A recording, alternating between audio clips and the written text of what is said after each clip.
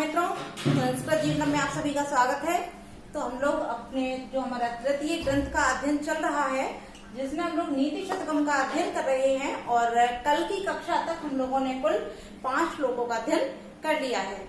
तो जो भी मित्र हमारे साथ लाइव जुड़ चुके हैं, सभी लोग वीडियो की लिंक को अपने दोस्तों के साथ शेयर कर दें, जिससे कि अधिक से अधिक लोग लाइव आ जाएं। और जिन लोगों ने अभी तक चैनल को सब्सक्राइब नहीं किया, आप लोग चैनल को सब्सक्राइब अवश्य कर लें। और आप सभी लोग प्रतिदिन लाइव आया कीजिए, जिससे कि आपके कोई भी श्लोक हो, चाहे व्याकरण हो, और जो भी महत्वपूर्ण प्रश्न यहाँ से बन सकते हैं, उनमें से कोई भी प्रश्न आपकी परीक्षा में पूछा जा सके, ऐसे कोई भी प्रश्न आपके न छूट पाए। तो आइए हम लोग, हमारा जो 6वां श्लोक है, तो आज हम 6, 7, 8 3 श्लोकों को लेकर आए हैं।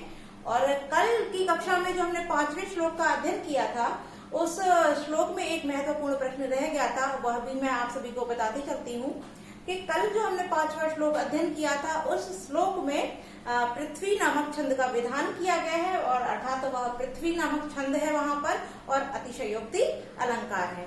अब हम लोग जो हमारा 6वां श्लोक है, इसका पहले वाचन कर लेते, तत्पश्चात इसके अर्थ को जानेंगे। तो आप सभी लोग मेरे साथ दोहरा लीजिए। व्याल वाल मृडाल तंतु भी रसौ रुद्धम समुद्र जृंभते चेतुम वज्रमणि श्रीस कुसुम प्रांतेन संयते माधुर्यम मधुबिंदुना रचितुम क्षाराम्बुदे रीहते नेतुम वांछति या खलान प्रतिशताम सूक्ते सुधाश्चंद्रभी। अब यहाँ भर्तृहरि जी क्या बताते हैं, क्योंकि जो भर्तृहरि जी के जो अभी तक हम लोगों ने दूसरे से लेके चौथे तक, 5वें तक जो श्लोकों का अध्ययन किया, वहाँ भर्तृहरि जी ने जो बताया, क्या बताया, वहाँ खल अर्थात मूर्ख व्यक्ति को न समझाना, अर्थात उसको प्रसन्न नहीं किया जा सकता है। तो इन सभी विचारों के और अपने वर्णनों को किया है। उन्होंने बताया कि हम असंभव से असंभव कार्यों को कर सकते हैं, किंतु जो मूर्ख व्यक्ति है उसके चित्त को प्रसन्न नहीं कर सकते हैं। इसी कारण वहाँ अतिशयोक्ति अलंकार हुआ है। अब यहाँ क्या कहते हैं, यहाँ से हम इसका अर्थ लेते हैं कि बाल मृणालन तंतु भी असौ। असौ माने जिसके द्वारा, असौ माने जो व्यक्ति, क्या बाल मृणाल। बाल मृणाल क्या होता है, बाल माने होता है जो नवीन अर्थात नया नया, ठीक है, और मृणाल कहते हैं कमल को। तो कमल की जो बाल मृणाल अर्थात जो कमल नाल जो होती है, कमल नाल जो होती है उसको हम मृणाल कहते हैं। कमल की जो डंडी होती है कमल नाल, उसको हम मृणाल कहते हैं। तो कैसी बाल, बाल मतलब कोमल, जो अभी अभी निकली है ऐसी कमल की डंडी, बाल मृणाल, ठीक है, कमल की नवीन कोमल डंडी। और तंतु भी, और उसमें भी क्या, तंतु, जब हम उसको छीलते हैं या खींचते हैं तो उसमें से पतले पतले से रेसे निकलते हैं, धागे निकलते हैं, उनको हम कहते हैं तंतु। तो यहाँ बता रहे हैं कि जो व्यक्ति, असौ माने जो व्यक्ति, बाल मृणालन तंतु भी अर्थात कोमल कमल नाल के तंतुओं से। अब यहाँ जो पहले ही बता दिया कि जो बाल मृणाल है अर्थात जो कमल की नाल है वो कैसी है, बाल, बाल मतलब अत्यंत कोमल है।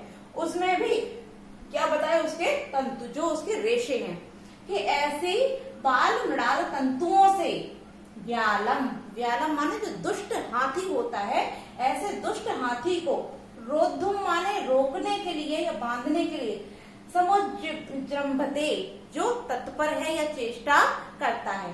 तो ऐसा व्यक्ति जो कोमल कमल नाल के तंतुओं से दुष्ट हाथी को रोकने की चेष्टा करता है, अर्थात दुष्ट हाथी को बांधने की चेष्टा करता है। हम जानते हैं कि जो दुष्ट हाथी होता है उसको बहुत मोटी मोटी जंजीर श्रृंखलाओं से बांधकर रखा जाता है। तो ऐसे हाथी को जब हम रस्सी से भी बांधना असंभव होता है, तो यहाँ देखिए कितना असंभव कार्य बताया है कि पहले तो बाल मृणाल यानी अत्यंत कोमल नाल, उसमें भी जो उसके तंतु हैं, रेशे हैं, वो और भी ज्यादा कोमल हैं। तो ऐसे रेशों से अर्थात जो बाल मृणाल के कोमल तंतु हैं, रेसे हैं, ऐसे रेशों से जो व्यक्ति, असौ माने जो व्यक्ति दुष्ट हाथी को बांधने की चेष्टा करता है। आगे क्या कहते हैं कि शिरीष कुसुम प्रांते, यहाँ शिरीष दिया गया है। तो शिरीष का कुसुम माने जो पुष्प होता है। पहले तो सभी पुष्प जो होते हैं बहुत ही कोमल होते हैं, और उसमें भी क्या बताया गया कि शिरीष का पुष्प जो अत्यंत कोमल होता है।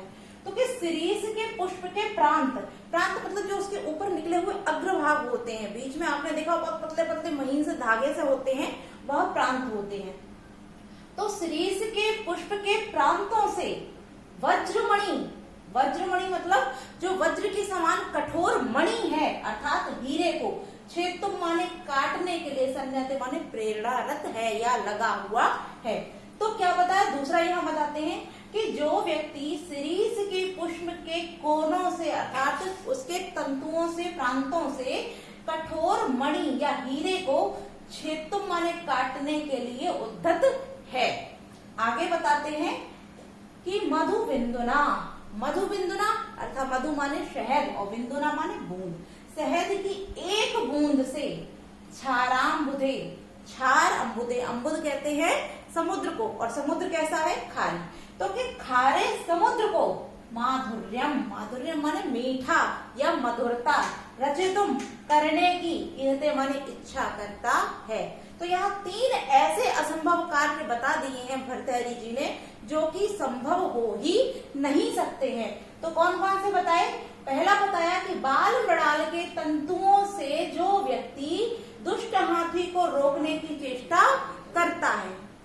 द्वितीय कहते हैं कि शीर्ष के पुष्प के प्रांतों से या छोरों से जो वज्र के समान कठोर मणि होती है, तात्पर्य जो हीरा होता है, उसको काटने के लिए जो उद्धत है। और तीसरा क्या बताते हैं कि शहद की एक बूंद से जो खारे समुद्र को मीठा करने की इच्छा करता है, ऐसा मनुष्य क्या कर रहा है?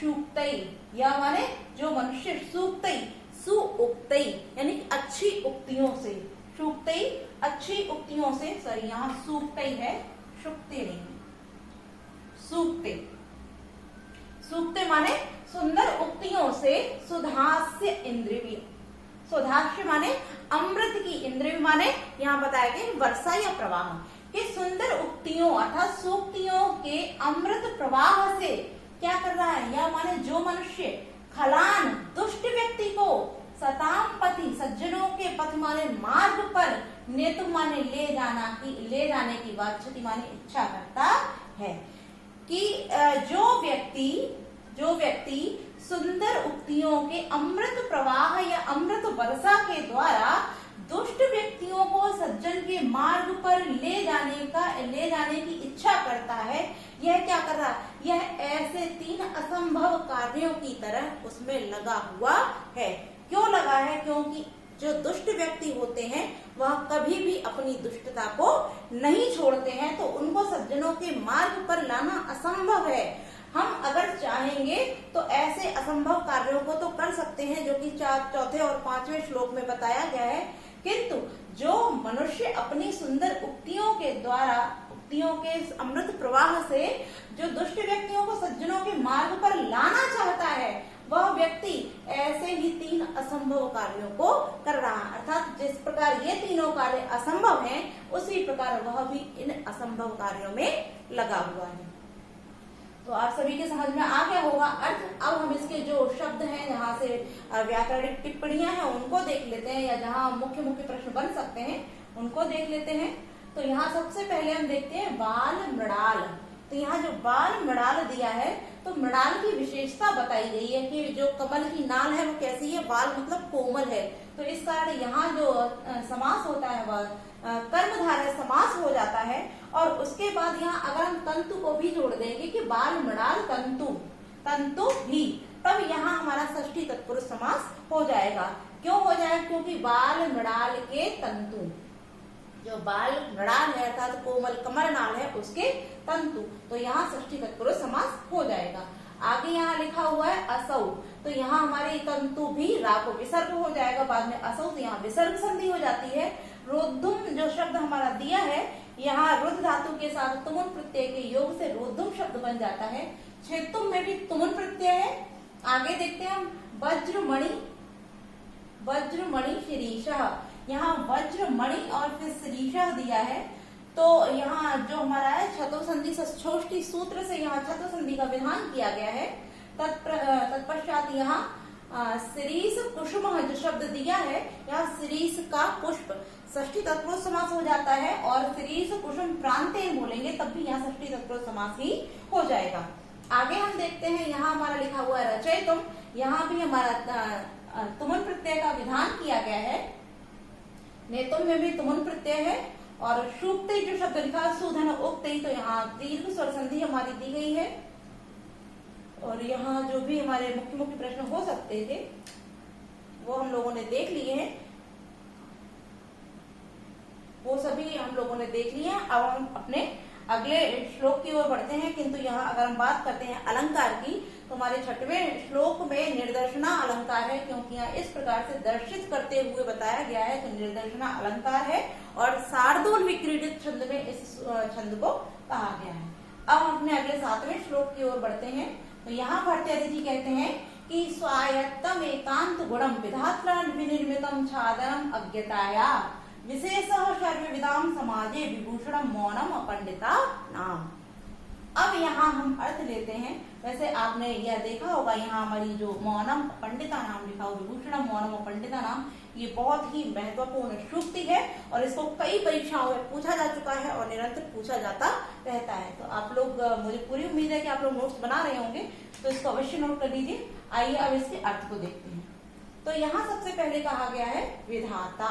विधाता मतलब जिसने इस संपूर्ण सृष्टि की रचना की है, तो रचने वाला अर्थात तो ब्रह्मा या विधाता कि विधाता ने। अब हम यहाँ से लेंगे अपंडिता नाम। यहाँ पंडिता नाम नहीं है, मौनम में हम जब मां हलन करेंगे तो आ निकल आएगा, तो अपंडिता नाम। तो यहाँ कह रहे हैं कि विधाता ने अपंडिता नाम, मतलब जो मूर्ख व्यक्ति होते हैं, अज्ञानी व्यक्ति होते हैं, ऐसे व्यक्ति। स्वायत्तम, स्वायत्तम जो अपने अधीन हो, ऐसे। एकांत गुणम, एक विशेष प्रकार के गुण यानी अत्यधिक विशेष गुण को।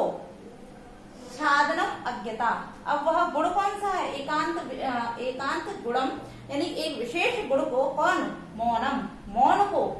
छादनम अज्ञताया, अज्ञानता को छादनम माने छिपाने या ढकने के लिए।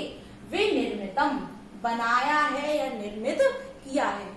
तो यहाँ कहते हैं कि उस विधाता ने, जिसने इस संपूर्ण सृष्टि का निर्माण किया है, उस विधाता ने मूर्ख व्यक्तियों के, जो उनके स्वयं के अधीन है, ऐसे एक अत्यधिक विशेष गुण को।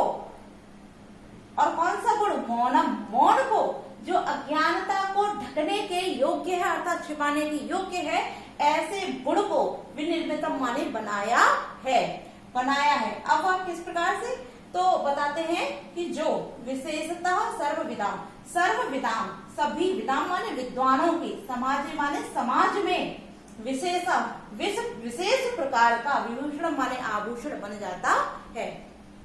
तो यहाँ जो भट्टाचार्य जी कहते हैं कि उस विधाता ने मूर्खों को, जो उनके स्वयं के अधीन है, ऐसा एक विशेष गुण मौन को, जो उनकी अज्ञानता को छिपा सकता है, इसको विनिर्मित अर्थात बनाया है, जो कि सभी विद्वानों के समाज में इनके विशेष प्रकार से आभूषण बन जाता है। अब वह कौन सा गुण है? तो वह मौन है। जिस प्रकार से एक उदाहरण देते हैं, जो व्यक्ति अज्ञानी है, कुछ जानता नहीं है, और यदि वह अपने को अच्छे से तैयार होके, पहन ओढ़ के, अगर जो विद्वान लोग बैठे हैं उनके साथ भी बैठ जाता है, और जहाँ वार्तालाप या कोई ऐसी बातें हो रही है विद्वानता की, और यदि वहां बैठ करके, अगर उनके साथ में वह बैठ करके शांत, मौनम माने शांत रहता है, तब जो अन्य व्यक्ति होते हैं, जो उसको देखते हैं, वह ये सोचते हैं कि जब ये विद्वानों के साथ बैठा हुआ है, तो यह व्यक्ति भी विद्वान ही है। तो वह वहां जो उसका मौन है, वह उसके लिए आभूषण बन गया है। किंतु जब मूर्ख व्यक्ति अगर कुछ बोलेगा, तो उसकी कमियां पकड़ में आएंगी, उसकी मूर्खता वहां खुल जाएगी। किंतु जब वह मौन रहता है, अब क्योंकि यहाँ बोला है स्वायत्तम, यानी कि जो उसके अधीन है, वह मौन रहना चाहेगा तभी रह सकता है, तो उसके अधीन जो गुण है, ऐसे गुण को विधाता ने भी निर्मित किया है, जो उसकी अज्ञानता को छिपा सकता है, और सभी विद्वानों के समाज में वह उसके लिए विशेष प्रकार का आभूषण बन जाता है। तो वह गुण कौन सा हो गया? मौन। यदि मूर्ख व्यक्ति है और वह मौन रहता है, तो मौन रहकर भी वह विद्वानों के समाज में अपने आप को अलंकृत अर्थात शोभित कर लेता है। अब हम लोगों ने क्योंकि अर्थ को देख लिया है, अब इससे जो महत्वपूर्ण अर्थात जो इसकी व्याकरणिक टिप्पणियां हैं वह देख लेते हैं। तो यहाँ सबसे पहले लिखा हुआ है विधाता, विधात्रा।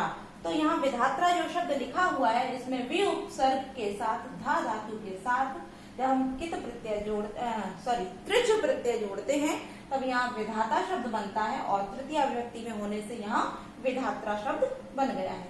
विनिर्मितम जो हमारा शब्द है यहाँ वि और निर उपसर्ग के साथ मां धातु के साथ कित प्रत्यय के विधान से विनिर्मितम शब्द बन जाता है।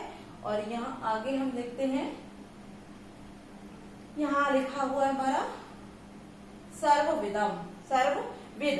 तो सर्वविद के साथ जब हम कुप प्रत्यय का विधान करते हैं तब यहाँ हमारा सर्वविद शब्द निष्पन्न होता है। बाकी यहाँ और अन्य कोई हमें नहीं दिख रहा है। जो महत्वपूर्ण प्रश्न है वो हमने सब देख लिए हैं। क्योंकि समाधि यहाँ सप्तमी विभक्ति है, बाकी आप सभी जानते हैं। तो अब हम अपने अगले श्लोक की ओर बढ़ते हैं, 8वें श्लोक की ओर। तो यहाँ भर्तृहरि जी कहते हैं कि यदा किंचित अज्ञो अहम द्विप इव मदान्ध संभवम तदा सर्वज्ञो अस्मि अस्मित्य भवत लिप्तम मम मनः यदा किंचित किंचित बुद्ध जन सकाशात् अवगतम तदा मूर्खो अस्मि इति ज्वर एव मदो न मे व्यपगतः। तो यहाँ भर्तृहरि जी कहते हैं कि यदा माने जब, अहम माने मैं, जब मैं किंचित ज्ञा, कुछ ज्ञा माने जान गया, जब मैं कुछ जान गया अर्थात थोड़ा सा ज्ञानी हो गया, तब द्विप माने होता है हाथी, इव माने समान, तब हाथी के समान, मदांध मद से अंधा, संभवम माने हुआ, तब मैं मद से अंधा अर्थात मेरे अंदर घमंड उत्पन्न हो गया। तब जब मैं थोड़े से ज्ञान से युक्त हुआ अर्थात जब मुझे थोड़ा सा ज्ञान प्राप्त हुआ तब मैं हाथी के समान ही मदांध हो गया। जिस प्रकार हाथी अपने मद से अंधा हो जाता है उसी प्रकार थोड़ा सा ज्ञान प्राप्त करके मैं भी मदांध हो गया। किस प्रकार? हाथी के समान। आगे कहते हैं कि तदा सर्वज्ञो अस्मि, तदा माने तब, सर्वज्ञो सर्वज्ञा, या माने सर्वज्ञाता हूँ, तब मैं सब कुछ जानने वाला, अस्मि माने हूँ, इति माने ऐसा, मम माने मेरे, मना माने चित्त में, अलिप्तम गर्व से, अवगत माने भर गया, तब मैं सबसे बड़ा ज्ञाता हूँ, ऐसा मेरे मन में या चित्त में गर्व से उत्पन्न हो गया। अर्थात जब मैं थोड़ा सा ज्ञान प्राप्त कर लिया, जब मैंने थोड़ा सा ज्ञान प्राप्त कर लिया तब मैं हाथी के समान मतवाला मदांध हो गया और मैं अपने आप को सर्वज्ञाता समझने लगा। मैं ये जानने लगा कि मैं सबसे अधिक ज्ञानी हूँ, मैं सबसे बड़ा ज्ञाता हूँ। इस भाव से जो मेरा मन था, चित्त था, वह गर्व से भर गया। आगे कहते हैं कि यदा जब किंचित किंचित कुछ कुछ बुद्ध जन सकाशात, बुद्ध जन अर्थात जो विद्वान लोग हैं, ऐसे विद्वान लोगों के सकाशात संपर्क में, अवगतम माने गया या उनसे जाना, उनको जाना, कि जब मैं कुछ कुछ ज्ञानी लोगों के संपर्क में जाकर उनको जाना, तदा तब मूर्खो अस्मि, तब मैं मूर्ख हूँ, इति माने इस भांति, ज्वर एव ज्वर के समान, मदो में व्यपगता, मेरा जो मद था वो व्यपगता माने उतर गया। कि जब मैं थोड़ा सा मैंने ज्ञान प्राप्त किया, जब मैंने थोड़ा ही जान पाया, थोड़ा ही ज्ञान प्राप्त कर पाया, तब मेरा जो मन था अर्थात मेरे मन में भाव कैसा, गर्व से मेरा मन भर गया और मैं मतवाले हाथी के समान मदांध हो गया और मेरे अंदर एक भाव उत्पन्न हुआ कि सर्वज्ञाता तो मैं ही हूँ, मैं सब कुछ जानता हूँ, मुझसे अधिक इस संपूर्ण संसार में कोई भी व्यक्ति नहीं जानता है। इस भाव से जो मेरा मन था वो गर्व से, घमंड से भर गया। किंतु जब कुछ कुछ विद्वान लोगों के संपर्क से मैंने जाना, अवगतम माने जाना या अवगत हुआ, किस बुद्धजन जो विद्वान लोग थे उनके संपर्क में जब मैं पहुंचा और उनके ज्ञान से थोड़ा बहुत मैं परिचित हुआ, तब मूर्खो अस्मि, मैं मूर्ख हूँ, इति माने ऐसा जानकर, ज्वर एवं ज्वर के समान, जिस प्रकार ज्वर उतर जाता है उसी ज्वर के समान जो मेरा मद था, मेरा मद व्यपगतः माने उतर गया। जब मैं विद्वान लोगों के संपर्क में आकर मुझे जब वास्तविक में ज्ञान प्राप्त हुआ, तब मैं मूर्ख था। इस ज्वर की भांति मेरा जो घमंड था, दर्प था, मेरे अंदर जो अहंकार भर गया था, वह सब कुछ उतर गया। तो हम लोगों ने इसके संपूर्ण अर्थ को देख लिया है। अब इसकी व्याकरणिक टिप्पणियां देखते हैं। तो यहाँ लिखा हुआ हमारा किंचिदज्ञो अहम। तो यहाँ पर हमारी जो संधि है वो कौन सी हो जाएगी? पहले तो किंचिदज्ञो अहम, यहाँ विसर्ग संधि हो जाएगी और उसके बाद सर्वज्ञ शब्द लिखा हुआ है। सॉरी, एक मिनट, अगला कौन सा रह गया हमारा? अश्मि इति। यहाँ पर हमारी दीर्घ संधि हो जाती है और उसके बाद अववद अलिप्तम। तो यहाँ पर हमारी जसत संधि हो जाएगी। आगे लिखा हुआ मूर्खो अश्मि इति। तो यहाँ पर हमारी मूर्ख धन अश्मि धन इति। तो मूर्ख धन अश्मि में विसर्ग संधि होगी और अश्मि धन इति में यहाँ दीर्घ स्वर संधि हो जाएगी। और उसके बाद जो हमारा अवगतम शब्द लिखा हुआ है, अवगतम, इस अवगतम में अव धातु के अव उपसर्ग पूर्वक गम धातु के साथ जब हम विधान करते हैं कित प्रत्यय का, तब यहाँ अवगत शब्द निर्मित होता है। और हमारा लिखा हुआ व्यपगतः, व्यपगतः में वी और अप उपसर्ग के साथ गम धातु के साथ जब हम कित प्रत्यय का विधान करते हैं, तब हमारा व्यपगतः शब्द बन जाता है। तो यहाँ से जो प्रश्न बन अर्थात जो व्याकरणिक टिप्पणियां थी वो हम लोगों ने देख ली हैं। और यहाँ अश्मि धन इति, यहाँ पर भी दीर्घ संधि हो जाती है और इति के बाद यहाँ लिखा हुआ है अवगतम, तो यहाँ पर भी हमारे यड़ संधि का विधान हो जाता है। तो हमने संपूर्ण तीनों श्लोकों का अर्थ जान लिया, इसकी व्याकरणिक टिप्पणियां देख ली। अब इसमें जो एक अन्य महत्वपूर्ण प्रश्न और बन सकता है उसको देख लेते हैं। वह है हमारा कि यह जो श्लोक हमारा दिया है 8वें नंबर पे, इसमें शिखरणी छंद है और शिखरणी छंद में आप सभी जानते हैं शिखरणी छंद में कुल 17 मात्राएं होती हैं। तो इस प्रकार से यह शिखरणी छंद में लिखा गया है। तो आज हम लोगों ने 6, 7, 8वें श्लोक का अध्ययन कर लिया है और सभी महत्वपूर्ण प्रश्न जो यहाँ से बन सकते थे उनको जान लिया है। तो आज के लिए हम इतना ही रखते हैं और कल की कक्षा में आगे के श्लोकों के साथ उपस्थित होंगे। आप सभी को वीडियो अच्छी लगी हो तो वीडियो को लाइक अवश्य कीजिए। तो आज के लिए इतना ही मित्रों, नमो नमः।